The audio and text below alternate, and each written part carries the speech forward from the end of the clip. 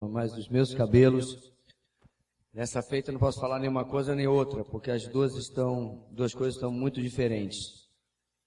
Mas eu tomei um jejum hoje de não falar praticamente nada.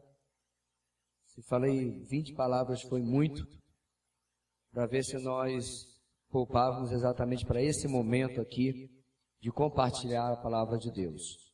Muito bem.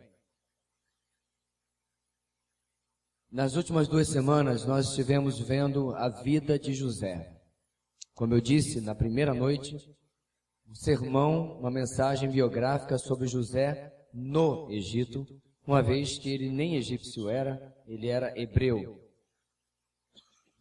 E assim, lá, ele não apenas experimentou a soberania de Deus, como experimentou também Deus trabalhando no seu coração. E foi esse exatamente o tema da nossa mensagem nas últimas 2 semanas. E agora nós vamos ver a parte 3 dessa mensagem. Essa não vai ser uma daquelas trilogias de 4 partes não, viu, irmãos? Que nem alguns filmes, é só 3 mesmo. Termina hoje.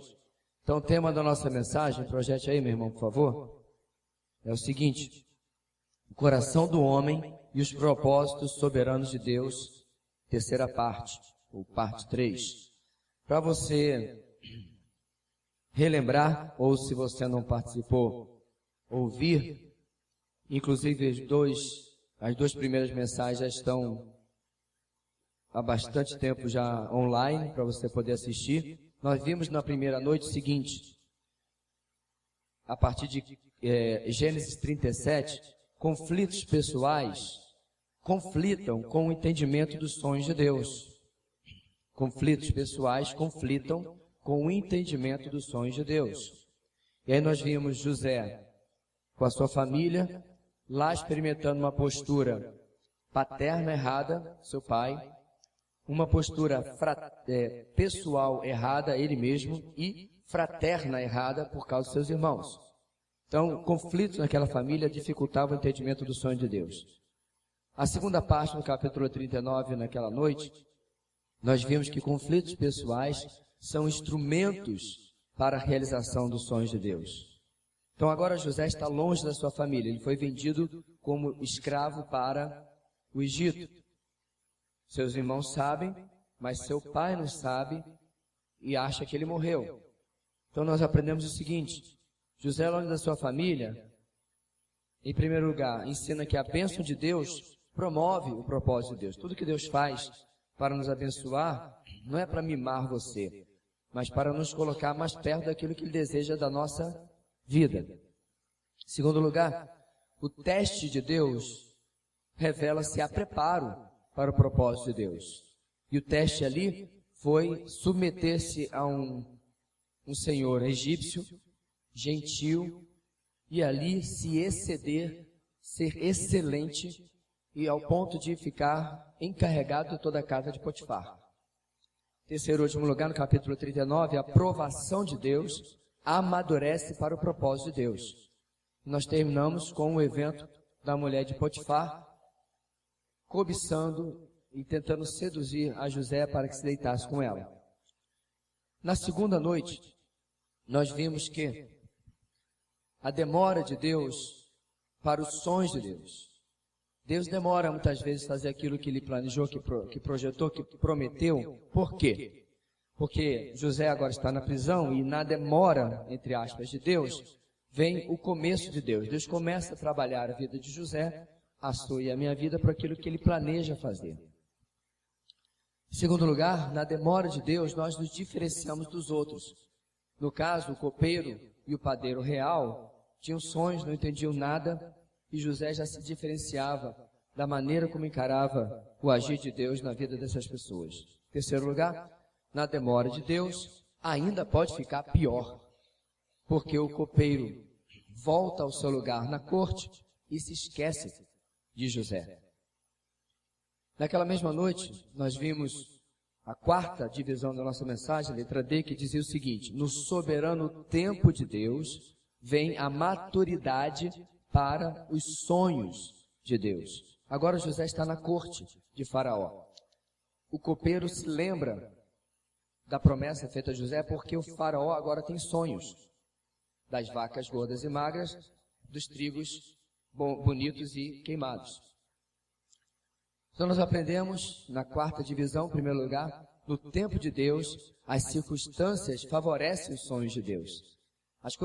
As peças do quebra-cabeça, as peças do tabuleiro começam a ocupar o seu lugar para que José veja o que Deus havia prometido para a sua vida quando ele tinha 17 anos, tá?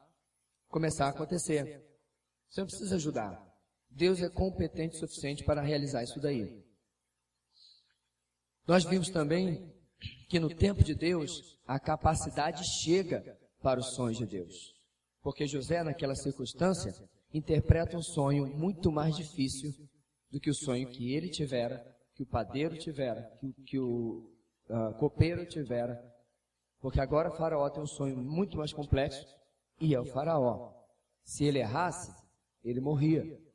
Mas Deus dá a capacidade para que ele possa ser usado.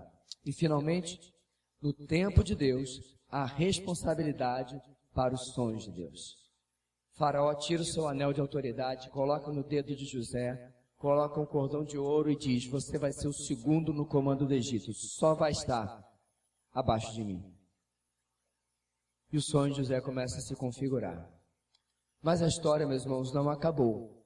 Eu quero hoje chamar você para o capítulo 42, onde após estar no poder e começar a planejar qual seria a ação nos 7 anos de fartura, em que ele mesmo havia dado conselho para o faraó de que guardasse 1/5 da colheita, José começa a implementar este plano, de certa forma, de reforma agrária para o reino do Egito.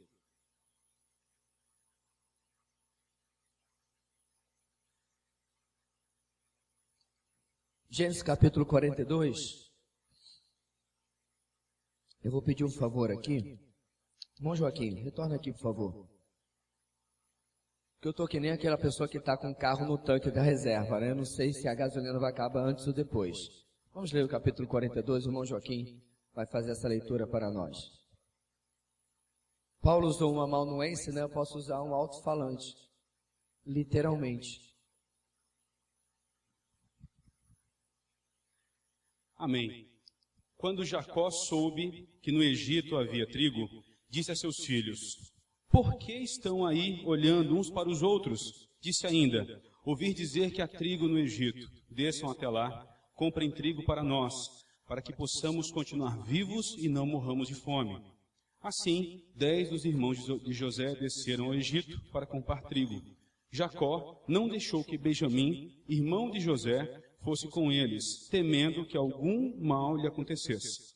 Os filhos de Israel estavam entre outros que também foram comprar o Egito, por causa da fome na terra de Canaã. José era governador do Egito, e era ele que vendia trigo a todo o povo da terra. Por isso, quando os irmãos de José chegaram, curvaram-se diante dele, rosto em terra. José reconheceu seus irmãos logo que os viu, mas agiu como se não os conhecesse. E lhes falou asperamente: de onde vocês vêm? Responderam eles: da terra de Canaã, para comprar comida. José reconheceu seus irmãos, mas eles não reconheceram. Lembrou-se então dos sonhos que tivera a respeito deles e lhes disse: vocês são espiões. Vieram para ver onde a nossa terra está desprotegida. Eles responderam: não, meu senhor. Teus servos vieram comprar comida. Todos nós somos filhos do mesmo pai. Teus servos são homens honestos e não espiões. Mas José insistiu: não, vocês vieram ver onde a nossa terra está desprotegida. E eles disseram: teus servos eram 12 irmãos, todos filhos do mesmo pai, na terra de Canaã. O caçula está agora em casa com o pai, o outro já morreu. José tornou a afirmar: é como lhes falei, vocês são espiões. Vocês serão postos à prova. Juro pela vida do faraó que vocês não sairão daqui, enquanto seu irmão caçula não vier para cá. Mandem alguns de vocês buscar o seu irmão, enquanto os demais aguardam presos. Assim, ficará provado se as suas palavras são verdadeiras ou não. Se não forem, juro pela vida do faraó, que ficará confirmado que vocês são espiões. E os deixou presos 3 dias. No terceiro dia, José lhes disse: eu tenho temor a Deus. Se querem salvar sua vida, façam o seguinte: se vocês são homens honestos, deixem um de seus irmãos aqui na prisão, enquanto os demais voltam levando trigo para matar a fome das suas famílias. Tragam-me, porém, o seu irmão caçula, para que se comprovem as suas palavras e vocês não tenham que morrer. Eles se prontificaram a fazer isso e disseram uns aos outros: certamente estamos sendo punidos pelo que fizemos a nosso irmão. Vimos como ele estava angustiado quando nos implorava por sua vida, mas não lhe demos ouvidos. Por isso nos sobreveio esta angústia. Rúben respondeu: eu não lhes disse que não maltratassem o menino? Mas vocês não quiseram me ouvir. Agora teremos que prestar conta do seu sangue. Eles, porém, não sabiam que José podia compreendê-los, pois ele lhes falava por meio de um intérprete. Nisso José retirou-se e começou a chorar. Mas logo depois voltou e conversou de novo com eles. Então escolheu Simeão e mandou acorrentá-lo diante deles. Em seguida, José deu ordem para que enchessem de trigo suas bagagens, devolvessem a prata de cada um deles, colocando-as nas bagagens, e lhes dessem mantimento para a viagem. E assim foi feito. Eles puseram a carga de trigo sobre os seus jumentos e partiram. No lugar onde pararam para pernoitar, um deles abriu a bagagem para pegar forragem para o seu jumento e viu a prata na boca da bagagem. E disse a seus irmãos: devolveram a minha prata, está aqui em minha bagagem. Tomados de pavor em seu coração e tremendo, disseram uns aos outros: que é isso que Deus fez conosco?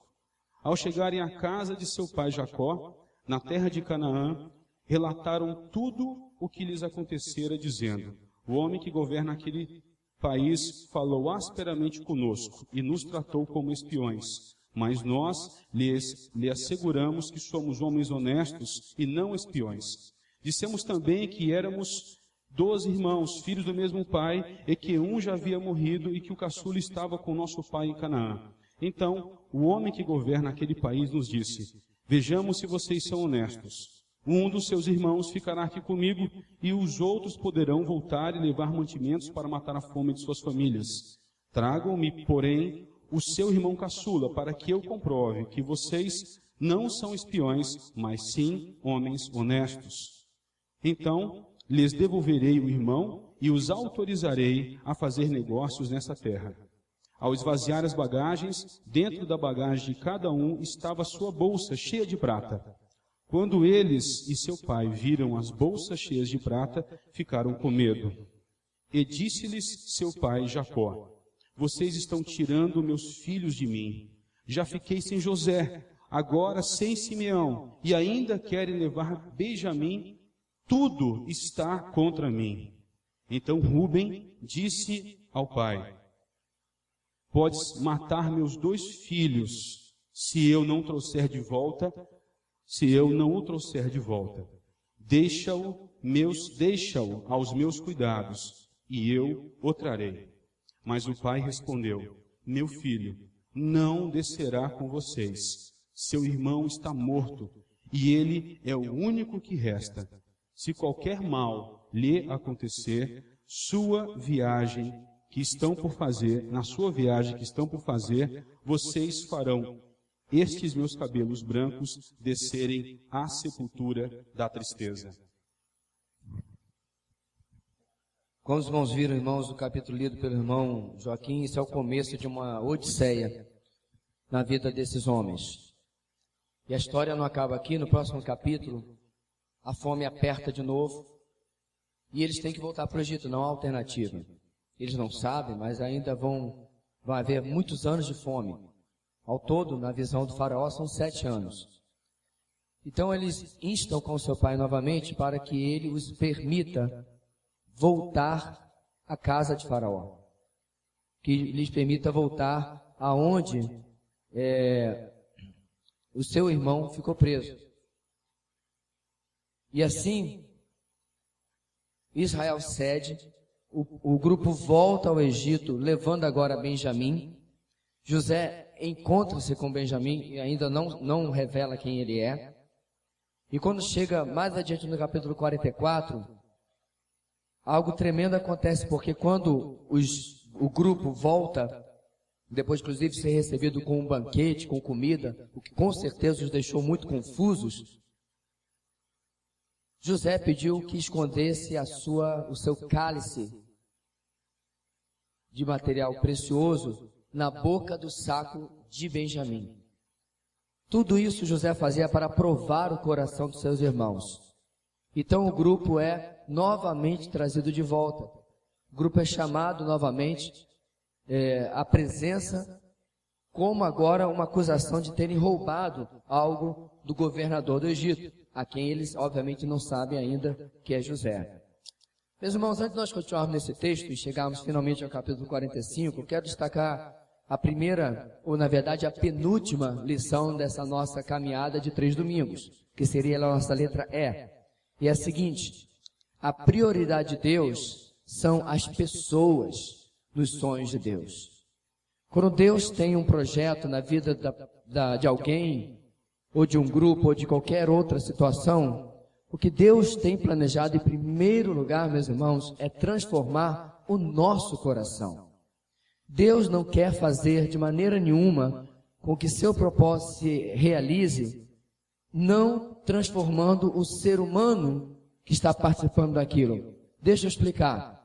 Para Deus, não serve uma igreja ser abençoada, uma igreja crescer, uma igreja chegar aonde Deus planejou para ela, sem que individualmente esteja trabalhando nos nossos corações. Deus não desejava levar Israel até onde ele tinha planejado Israel chegasse, o povo de Israel, sem que aquele povo individualmente, cada membro desse povo adorasse como o único Deus de todo o coração ao Senhor. Apesar que Deus trabalhava corporativamente, em grupo com Israel, Deus estava interessado no coração de cada israelita. Deus estava interessado naquilo que cada um tinha a oferecer. Então perceba, meu irmão, que não é simplesmente os fins justificam os meios. Os meios que Deus realiza seus sonhos somos eu e você. Deus está trabalhando na minha vida e na sua para conquistar, para alcançar aquilo que Ele planejou. Como eu estou dizendo, não serve, não presta ser de qualquer maneira. Deus nunca vai abençoar se o meu coração estiver longe do propósito dele. Você compreende isso? Tanto que, desde que ele deu o sonho a José, o que ele vem fazendo ao longo desses anos todos? Trabalhando o coração de José. Então, nosso primeiro ponto ali, ponto 1, diz o seguinte: revendo o mal que plantou. Você reparou que quando começaram os ataques de José aos seus irmãos, e os irmãos não sabiam que era José, um dos irmãos vira: eu não falei que não devíamos ter feito aquilo com o moço, com o rapaz? Presta atenção, meus irmãos, nada naquele contexto diria para aquele irmão de José que o que eles estavam sofrendo tinha alguma coisa a ver com o que eles haviam feito com o seu irmão. Eles não sabiam que era José. Eles certamente não sabiam que necessariamente José tinha sido vendido para o Egito. Eles não sabiam sequer se José estava vivo. Mas acontece que o seu pecado vem lhes visitar. E eles começam a ter que rever o mal que eles plantaram lá atrás, sendo que aquilo poderia ser uma consequência, provavelmente, durante esses anos todos, desde que eles haviam vendido José para os mercadores ismaelitas, nada na vida desses homens havia apontado como que tivesse provocado uma retribuição de Deus pelo mal que eles causaram. O que acontece, meus irmãos, é que muitas vezes nós esticamos a misericórdia de Deus, achando que, porventura, só porque Ele é um Deus amoroso, Ele é um Deus misericordioso, eu posso fazer o que eu quiser e que não haverão consequências. Ora, a Bíblia sobejadamente nos mostra que não é bem assim. Ela ensina, pelo contrário, aquilo que o homem semear, isso também colherá. Há uma lei de semeadura naquilo que nós fazemos com a nossa vida. Muitas vezes a pessoa chega para o reino de Deus, para o Evangelho, completamente quebrado. E por mais que Deus esteja usando aquilo que o trouxe ali, que o quebrou, os eventos da sua vida, para que ele se aproxime de Deus, muitas vezes as consequências vão ficar. Muita gente diz que na cadeia todo mundo se converte, né? Bem, ele pode até se converter, e é verdade, há muita gente que se converteu quando estava aprisionado, mas ele se converteu e ele continua aprisionado. Aquilo é uma consequência de algo que ele plantou lá atrás e que não vai mudar.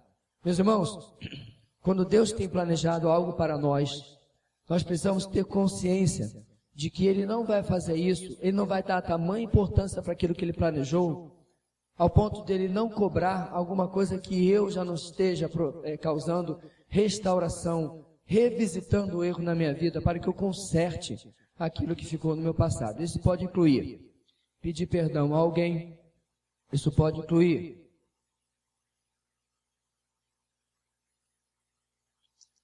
desfazer um mal que eu fiz a alguém, não apenas palavras, mas atos de alguma coisa que eu fiz a alguém. É interessante, irmãos, que há alguns meses atrás, uma irmã estava em casa com os meninos apenas. Eu, curiosamente, cheguei até a frente de casa e olhei para fora e lá estava ela, tentando ver se tinha alguém em casa e tal. Se não me engano, a Leila tinha saído com o carro. E eu olhei de longe, demorei um pouco e a reconheci. Bem, disse-me ela, depois que sentamos na nossa sala, na minha sala lá em casa, que ela havia sido incomodada por Deus, depois de passar por um período de uma tribulação, e está buscando a face de Deus, buscando a orientação de Deus, entre algumas coisas que Deus trouxe a ela, Deus a lembrou de algo que ela havia, um procedimento, algo que ela havia feito, que, segundo Deus colocou para ela, ela deveria consertar em relação a mim, ou pelo menos em relação à nossa família, a minha e a minha esposa. E isso aconteceu, no mínimo, há 6 anos atrás. Bem no começo da nossa igreja. Talvez até mais tempo. 7, 8 anos atrás. Nem lembro. E nem lembro e nem lembrava. E nem também ia dormir todo dia pensando naquilo. Ou quando eu via o esposo dela, ficava lembrando. Nem lembrava mais daquilo. Mas Deus a trouxe e disse, olha... É claro que eu não estava dizendo que o que ela estava passando era por causa daquilo, eu também não creio assim, mas ela acreditou que Deus trouxe a sua memória como uma de algumas coisas que ela precisava consertar na sua vida. Meu irmão, veja bem, tem uma frase muito errada que diz, o tempo cura tudo. Quem disse isso? Existe um monte de ditadozinhos que são mal furada quando você vai para a palavra de Deus. O tempo não curou nada na vida de José e seus irmãos. Quem curou foi Deus. Deus cura tudo. Tempo não. Se você não tratar as coisas do jeito de Deus, daqui a 40 anos elas estarão lá. Se você não perdoar ou não pedir perdão, isso não passa. Vai ficando, vai ficando, vai ficando. Porque você simplesmente está ignorando um princípio bíblico e confiando em um ditado popular. É ou não é? Ignorando o princípio bíblico, que inclusive é o versículo que o irmão Joaquim leu na introdução do culto, sobre perdão, e apostando suas fichas em um ditado popular. O tempo cura tudo, quando a Bíblia não concorda com isso. Então os irmãos estão revendo o mal que plantaram. Por outro lado, José, em segundo lugar, está revendo o mal que lhe foi causado. Não deve estar sendo fácil para ele. Nesse momento, quando ele dá de cara com seus irmãos, passa um filmezinho, né? Ele dentro daquela cisterna, as 20 moedas, que foi o preço que pagaram, que eles receberam por ele, as milhas que ele teve que percorrer com vendedores de escravos ismaelitas, o mercado de escravos no Egito, que ele teve que passar na casa de Potifar até que fosse o governador, né, o governante da casa de Potifar. Isso aconteceu também. Enfim, cada uma dessas coisas, meus irmãos, passou na cabeça de José. O tempo na prisão, como Deus o havia acompanhado até agora. Agora preste atenção, isso é bom, porque revisitando isso, José recebeu de Deus uma oportunidade de tomar agora uma postura diferente e ver que durante todo esse percurso Deus estava trabalhando a vida dele, porque lá com 17 anos ele nem de perto estava preparado para viver o sonho que Deus tinha confidenciado a ele, de jeito nenhum. Agora sim, José está na posição que Deus havia planejado para ele. E quando seus irmãos se ajoelham, diz o texto, ele lembra do sonho.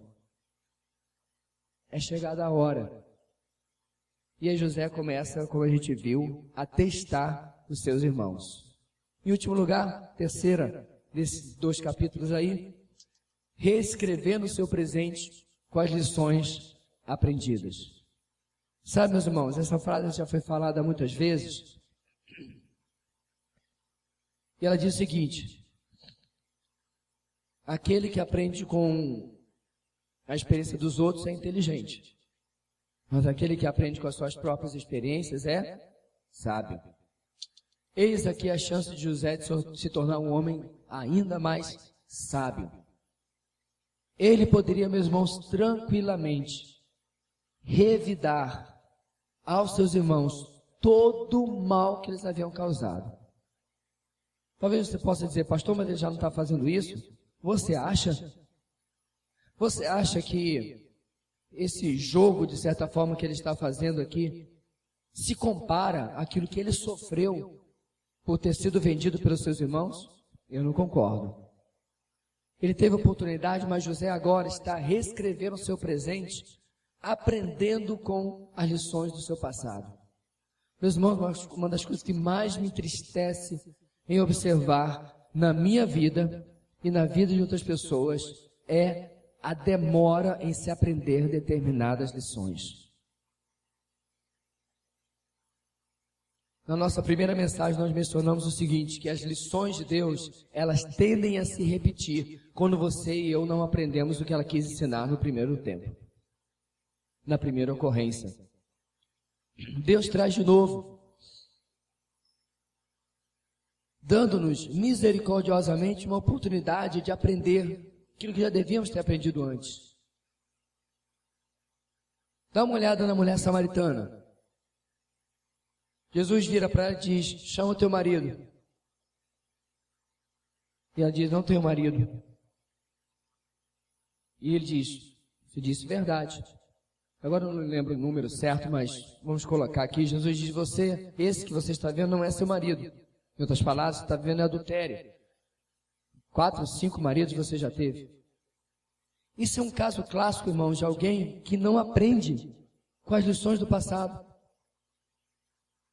Ora, se você casou uma vez e não deu certo, casou segunda não deu certo, casou terceira, peraí, todo esse pessoal aqui não presta, só você que é a última Coca-Cola do deserto? Ó, mulher samaritana.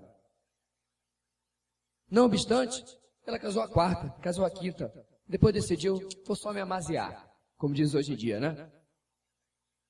Ou seja, não só não aprendeu com o passado, mas entrou em um estado ainda pior. Quero tomar isso como exemplo, irmãos, eu não estou falando sobre casamento necessariamente, para lhe mostrar que as coisas não acontecem na sua vida simplesmente para que você possa contar causos. Mas é Deus lhe mostrando, escreva uma nova história. Veja bem, a gente canta a música do Fernandinho, uma nova história Deus tem para mim. O problema não é e nunca foi esse. Deus sempre teve uma nova história para todo mundo, está na Bíblia. Aquele que está em Cristo é nova criação, as coisas antigas já passaram, eis que tudo se fez novo. Aí esse que fez novo vai lá e volta, como diz o texto bíblico, como o cão para o vômito. Você entendeu a diferença? Não é que Deus não tem uma nova história. Eu é que muitas vezes não tenho uma nova história para mim e repito a velha história. Repito o velho costume. Como é triste isso, irmãos, porque estando já aqui há 17 anos em Boa Vista, você de vez em quando vê um irmão repetindo é como se você tivesse um replay, a pessoa só está mais velha fisicamente, mas repetindo a mesma coisa de 3 ou 4 ou 5 anos atrás. Ou pessoas que defendiam com unhas e dentes determinados princípios bíblicos e agora jogam fora isso e abraçam aquilo que mais lhe convém. Que tristeza, eu vi outro dia um irmão que eu sinceramente acreditava que era tão maduro na fé, tão firme com as escrituras, colocando lá na internet o seu relacionamento com uma mulher que não conhece o Senhor, quando a Bíblia nos coloca de forma tão tranquila sobre o jugo desigual. Não há comunhão entre luz e trevas. Ou seja, o princípio bíblico serviu até onde a minha felicidade ditou. Encontrei uma pessoa que me faz feliz, eu coloco aspas aqui porque verdadeira felicidade só existe no centro da vontade de Deus. Eu encontro uma pessoa que me faz carnalmente feliz e os princípios bíblicos vão pela janela, porque agora o que me importa é ser feliz. José, essa altura do campeonato, meus irmãos, poderia perder a sua posição? Sim. Deus podia fazer qualquer coisa, mudar a mente de Faraó, e Faraó dar uma surtada, né? Agora você já me ajudou, agora vou te dar um cargozinho aqui, comissionado, e olha, se contente, vai embora. Não obstante, José segue uma postura que mostra, este homem aprendeu, o coração dele foi tratado na história que Deus o fez passar. Querido, não espere a casa de Potifar, a prisão egípcia, para que você aprenda o que Deus quer lhe ensinar. O nosso Deus não é um Deus carrasco que quer o seu mal, que quer o seu sofrimento, para que você aprenda. Não é assim. Deus não quer lhe ensinar apenas através da dificuldade. Deus deseja, meus irmãos, sempre nos ensinar através do seu amor, através da sua graça. Contudo, Ele não deixará o seu propósito ser prejudicado, porque o meu coração é teimoso e não aprende. Se Deus tem um lugar para levar esta igreja, e este lugar, de alguma forma, depende dos meus pensamentos como pastor da igreja, Deus vai, se eu não aprender pela palavra, Ele me fará passar pelo deserto para que eu aprenda. E não se iluda, não será diferente com a sua vida. Deus não vai negociar os seus propósitos por causa de um homem algum. Muito menos eu ou você. Deus tinha um projeto, que a gente vai falar sobre ele daqui a pouquinho, que está claro, mas a gente vai destacá-lo. No meio do caminho, lá, quando tinha 17 anos, José começou a sabotar esse projeto, como a gente viu na primeira mensagem, quando ele, de forma desnecessária, conta os sonhos para os seus irmãos. Começa a contar vantagem. O que Deus faz?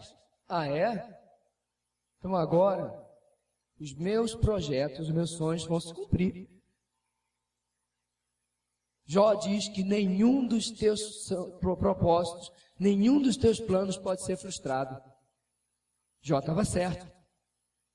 Deus iria cumprir. O que ele teve que fazer? Ele teve que modificar o coração daqueles que estavam passando por aquele sonho. Agora, deixa eu fazer uma pergunta para você. O que é mais valioso para você? O projeto de Deus, que trará a glória de Deus através da sua vida, ou o seu conforto? Seja sincero. Vou colocar aqui, irmãos, o pior cenário possível, ok? Se você tivesse que perder a sua saúde como Jó, Se você tivesse que perder sua liberdade como o próprio José, se você tivesse que perder aquilo que é seu de direito como Davi, ou não ter o que era seu direito como Davi, o trono, ainda assim você estava disposto a viver o sonho de Deus? Responda para si. Porque toda vez, meu irmão, que eu esperneio diante daquilo que Deus traz na minha vida que eu não gosto, o que eu estou dizendo? Deus, teu sonho, teu projeto, teu propósito não é mais importante que a minha felicidade. Já parou para pensar nisso, irmão? Porque o teu Deus não dorme. Ele não deixou nada acontecer com você porque ele estava de férias em Margarita. Ele não deixou nada acontecer com você porque por acaso ele estava ocupado demais.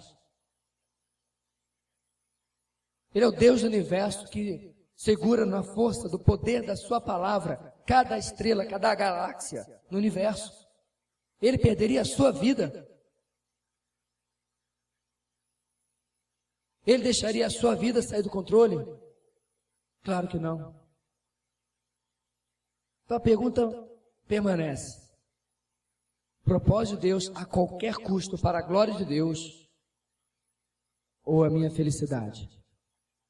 O que é mais importante, meu irmão? O que é mais importante para você? Bem, o texto continua. E no capítulo 45, para nós entendermos, José se revela aos seus irmãos. O texto é longo e é muito emocionante, eu recomendo que você leia em casa, a minha voz não permite, nem o nosso tempo nós lê-lo todo. Mas eu quero que você preste atenção pelo menos a partir do versículo 7, versículo 4.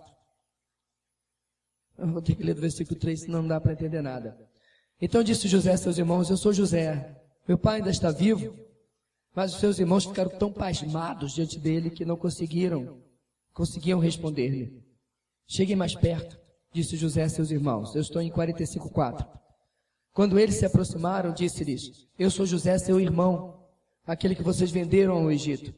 Agora, não se aflijam, nem se recriminem por terem me vendido para cá, pois foi para salvar vidas que Deus me enviou adiante de vocês.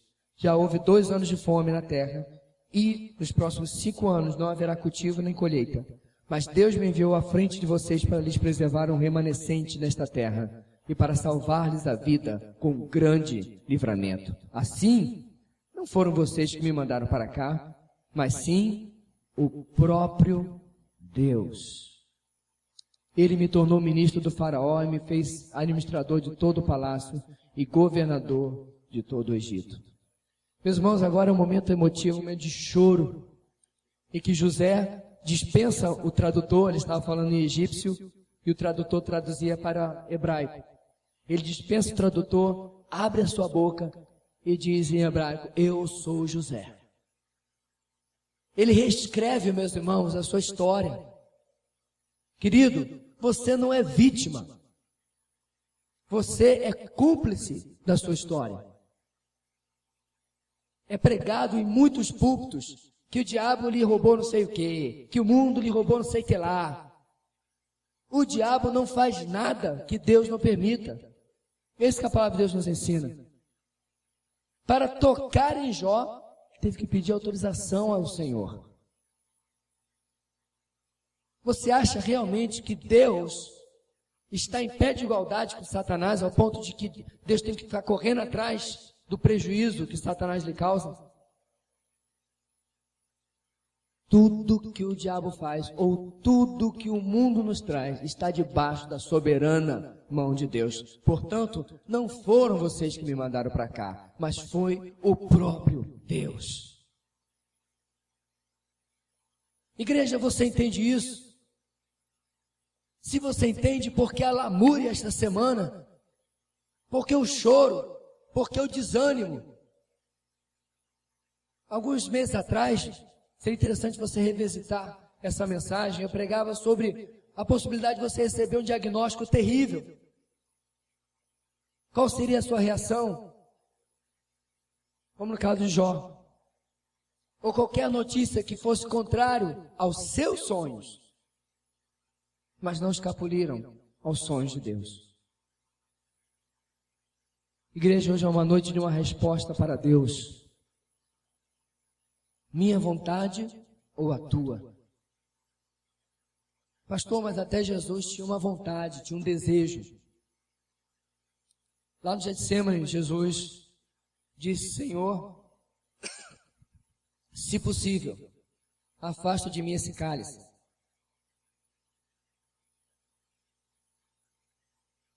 Este era o desejo de Jesus. E ele completa: mas não seja feita a minha vontade, mas a tua. Você acha que Jesus estava com medo, preocupado com os cravos? Você acha que Jesus estava preocupado com a coroa de espinhos? Você acha que Jesus estaria preocupado com o açoite? Você acha que Jesus estava preocupado com qualquer um dos instrumentos de tortura romanos? Você acha isso realmente quando incontáveis cristãos depois de Jesus morreram em outras cruzes? Alguns até de cabeça para baixo. Você acha que o autor e consumador da nossa fé estava com medo de uma cruz romana? Eu digo veementemente, não. O cálice que Jesus se referia, igreja, não era do sofrimento daquela cruz, mas era o cálice de levar sobre ele os pecados e a ira de Deus, que era destinada a mim e a você. Por isso que ele vira para o Pai e diz: se possível, eu não quero experimentar a tua ira, até porque ela não é minha. Não obstante, ele tomou o cálice da ira de Deus até que não tivesse uma única gota. Por quê? Porque era mais importante a glória de Deus do que a dele naquele momento. Meus irmãos, se o nosso mestre andava assim, o que nos resta? Aquele que diz crer nele precisa andar assim como ele andou. É isso que nos diz João na primeira epístola. Nós não fomos chamados para a vida confortável. Nós fomos chamados para a vida de morte. Morte para o meu sonho, morte para o meu desejo, morte para a minha vontade. Para que ele possa ser glorificado através da minha vida. Pare para pensar se grande parte dos problemas na sua vida é porque você tem perseguido a sua felicidade como um pote de ouro no final do arco-íris. E tem trazido sobre você algo que precisa ser revisitado no seu passado e reescrito no seu presente. O que acontece agora, meus irmãos? Eu não vou ler os capítulos todos, mas José pergunta do seu pai, manda chamar o seu pai, Faraó fica sabendo disso, Jacó vem com todo mundo, Israel, com todo mundo, agora para o Egito. O encontro é maravilhoso, está no capítulo 46, ele se encontra com Faraó também. No capítulo 47, ele é estabelecido no Egito, na terra de Gósen, uma terra afastada, porque Jacó e sua família, 80 e poucas vidas, eram criadores, eram pastores. E os pastores eram uma classe repugnante para os egípcios. Então eles foram para uma terra afastada, porém, muito boa. Vem o capítulo 48, em que na verdade é a despedida em que ele abençoa os filhos de José, Manassés e Efraim. Os filhos de José que um dia teriam as suas próprias tribos com esses nomes. No capítulo 49, ele abençoa todos os seus filhos, inclusive ele ali faz uma profecia, dá uma olhadinha por favor, versículo 8 do capítulo 49.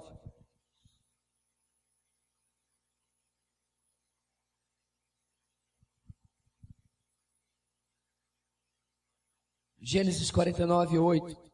Judá, seus irmãos o louvarão, sua mão estará sobre o pescoço dos seus inimigos, os filhos de seu pai se curvarão diante de você. Judá é um leão novo. Você vem subindo, filho meu, depois de matar a presa, como um leão, ele se assenta e deita-se como uma leoa. Quem tem coragem para acordá-lo? Presta atenção no versículo 10. O cetro não se apartará de Judá, nem o bastão de comando de seus descendentes, até que venha aquele a quem ele pertence, e a ele as nações obedecerão. Ele amarrará seu jumento a uma videira, e seu jumentinho ao ramo mais seleto. Lavará no vinho as suas roupas, no sangue das uvas as suas vestimentas. Seus olhos serão mais escuros que o vinho, seus dentes mais brancos que o leite. Jacó, milhares de anos antes, profetiza a vinda do Messias.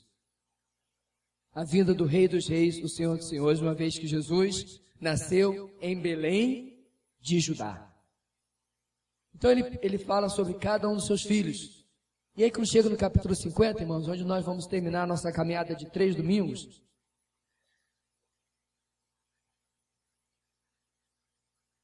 Jacó morre, e no versículo 1 do capítulo 50 nós encontramos: José atirou-se sobre seu pai, chorou sobre ele e o beijou.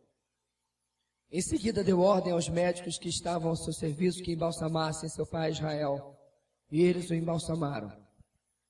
Levaram 40 dias completos, pois esse era o tempo para o embalsamamento, e os egípcios choraram por sua morte 70 dias. Passados os dias de luto, José disse à corte do faraó: se posso contar com a bondade de vocês, falem com o faraó em meu favor. Digam-lhe que meu pai fez-me prestar-lhe o seguinte juramento: estou à beira da morte, sepulte-me no túmulo que preparei para mim na terra de Canaã. Agora, pois, peço-lhe que me permita partir e sepultar meu pai. Logo depois voltarei. Respondeu o faraó: vá e faça o sepultamento de seu pai como este o fez jurar.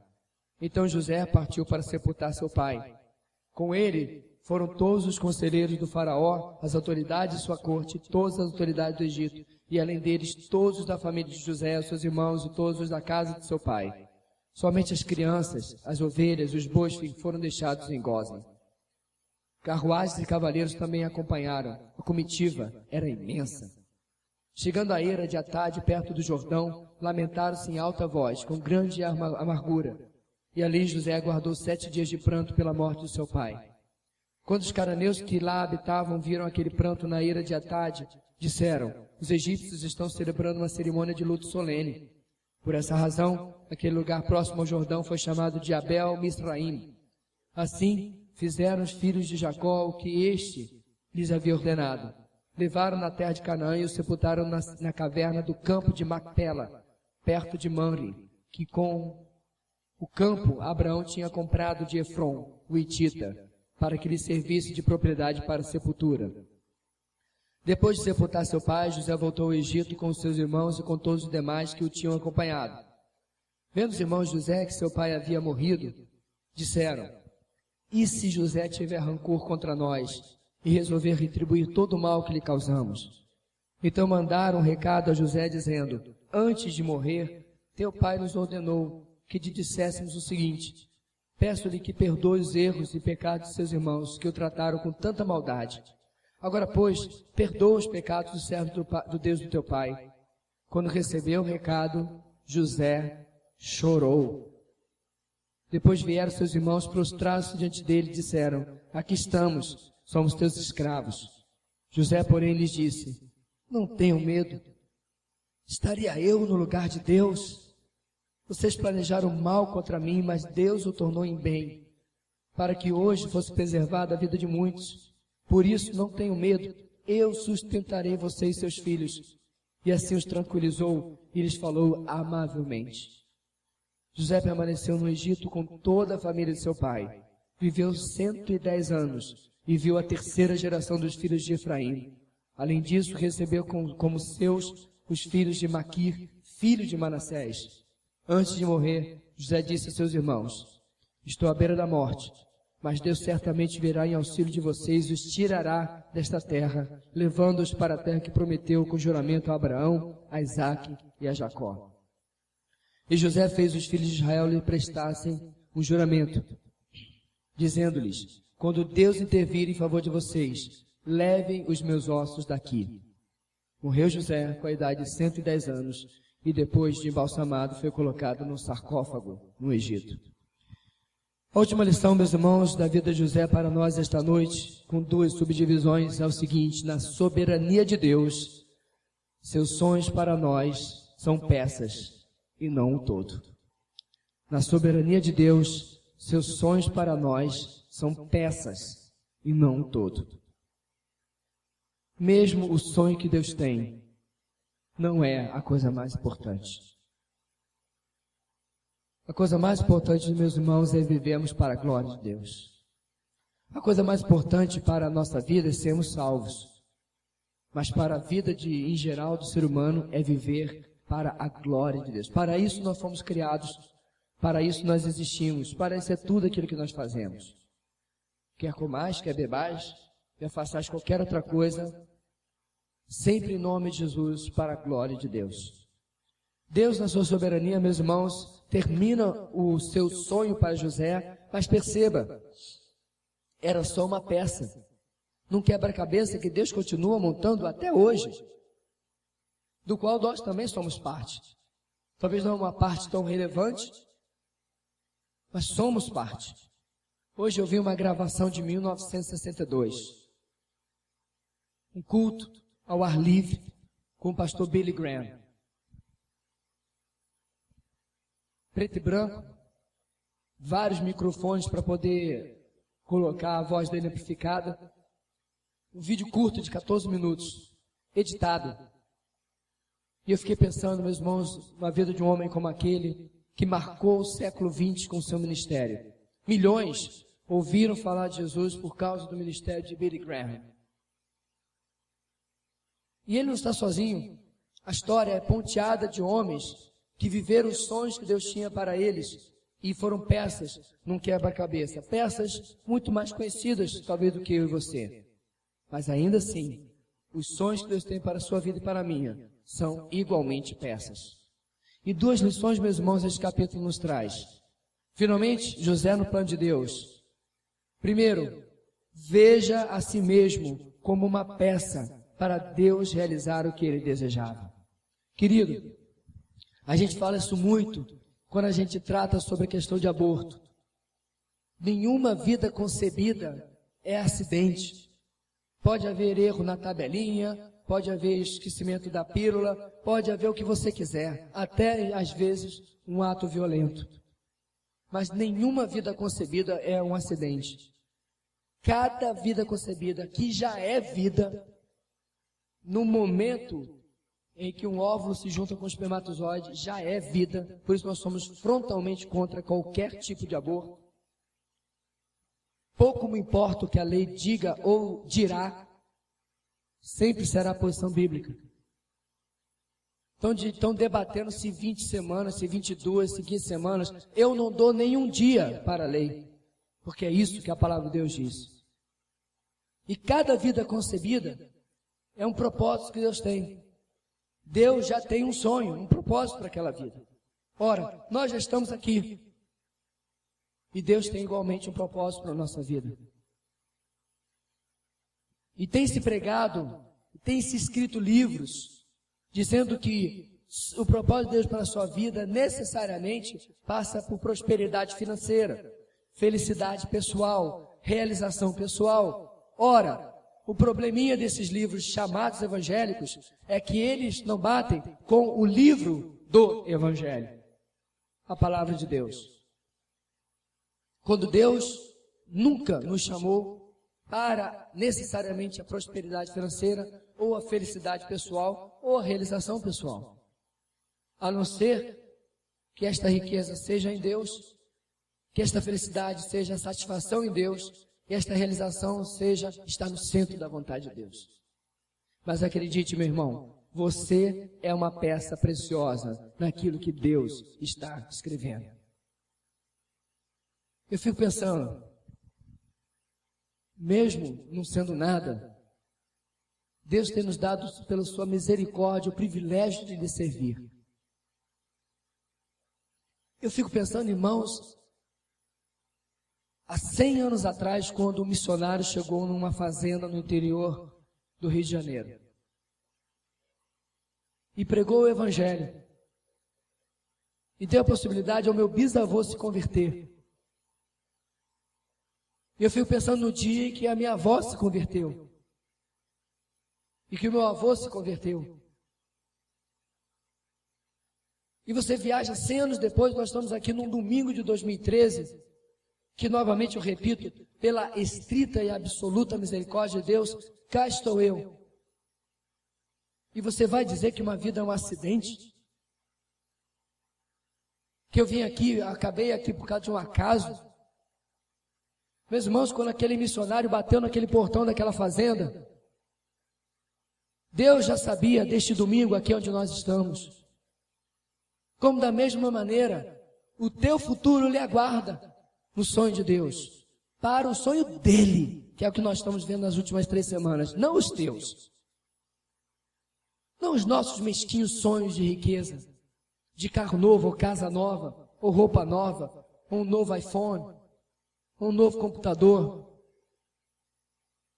Como eu disse, meus irmãos, nossa primeira mensagem, eu me arrepio quando alguém coloca e há satisfação em receber isso, que você alcança os seus sonhos, por exemplo, no aniversário de alguém. Não me diga isso.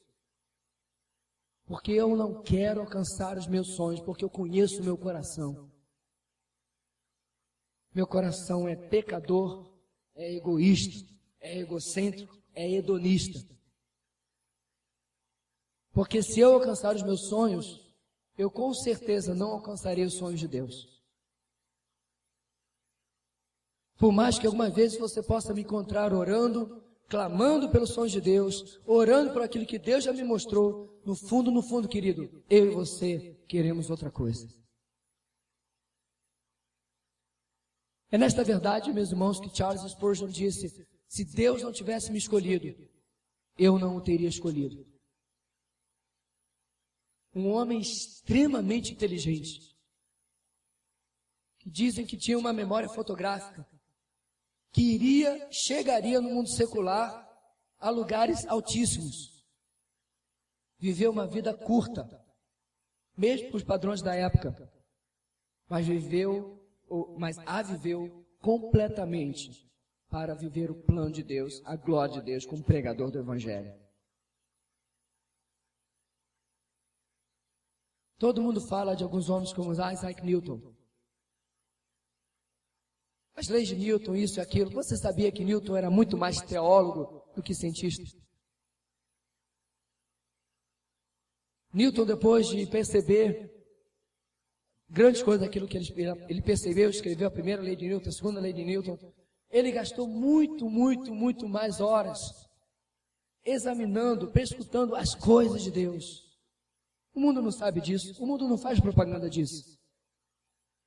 Porque isso para o mundo foi o tempo que Newton provavelmente tinha de sobra ou jogou fora.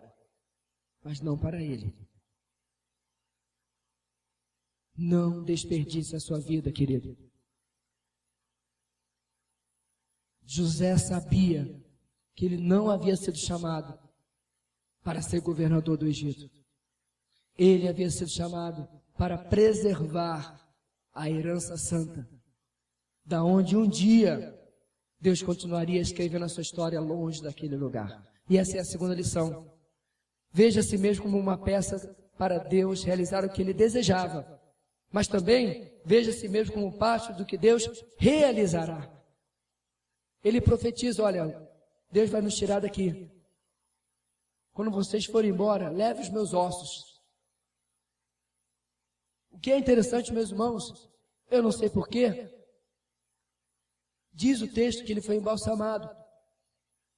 Mas se você conferir lá na frente, realmente, Josué, quando chega na Terra Prometida, 400 anos depois, ele leva os ossos de José. Você já viu uma múmia embalsamada? Eu já vi várias, lá no Museu de Arte de História Natural no Rio de Janeiro. Não são só ossos, mas alguma coisa aconteceu que mesmo embalsamado, falhou no caso de José. Quando abriram o sarcófago, lá estavam os ossos, e foi isso que Josué levou adiante, quando, por ocasião do Êxodo, é o próximo livro, Deus tira o povo do Egito, com mão forte, as 10 pragas, na direção de Moisés, e eles partem em direção à terra prometida. Querido, por mais que nós façamos aqui nesta localidade, nossa igreja só tem 10 anos. Quando um outro pastor estiver pregando num púlpito que tenha o logotipo da nossa igreja daqui a 90 anos, no centenário desta igreja, se Jesus assim não voltar. Ele será parte do legado, da história, do pedaço dos sonhos de Deus que eu e você estamos escrevendo hoje. Você entende isso? Quando nós estivermos na presença do Senhor, que seja hoje, ou seja daqui a dezenas ou centenas de anos, não importa, vidas estarão lá porque você foi parte deste quebra-cabeça que ele está fazendo. Você entende isso? Como a sua vida é preciosa para ser gasta apenas com ganhar dinheiro, com sustentar-se, apenas para comprar o próximo desejo de consumo.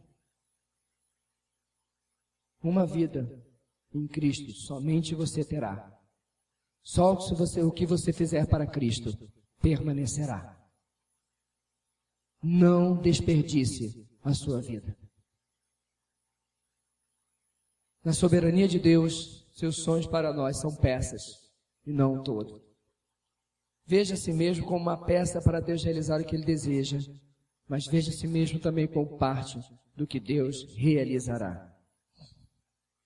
Durante esses domingos, meus irmãos, o nosso objetivo claro foi ajudar a nossa igreja